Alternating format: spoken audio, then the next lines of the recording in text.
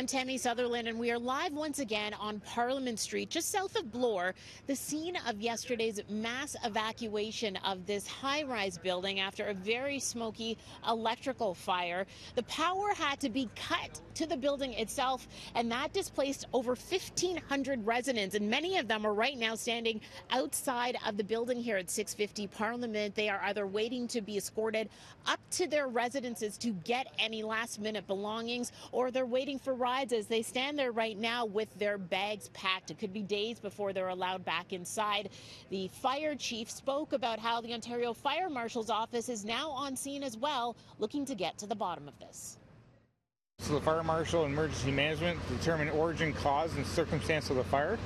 So because we're only on the 6th floor so far, we're observing a lot of fire damage on the electrical side of each floor.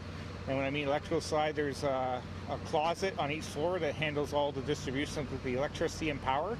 And we're seeing a lot of damage in that area right now. And how bad is that damage?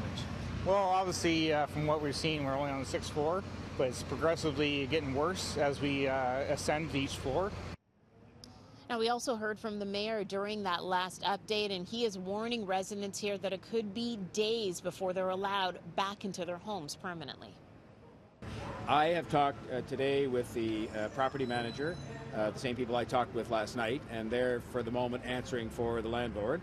And I just said to them that I expected of them as the mayor of the City of Toronto that they would have the ability to move in as quickly as they can when the fire investigation is completed to assess and then begin immediately to repair this building such that people could move back in. And I think, as you know from the discussions last night, the issue isn't just the lack of electricity in the building, but what goes with that is the lack of fire safety systems, the lack of elevators, obviously, and a whole host of things that make the building unsafe to live in at the moment.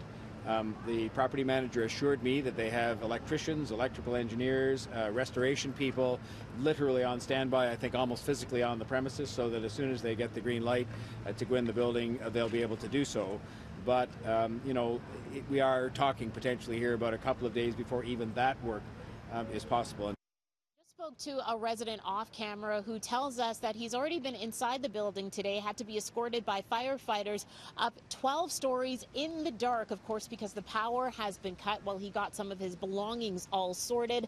Coming up a little bit later in the show, we'll be talking to residents about their ordeal now that they've been displaced.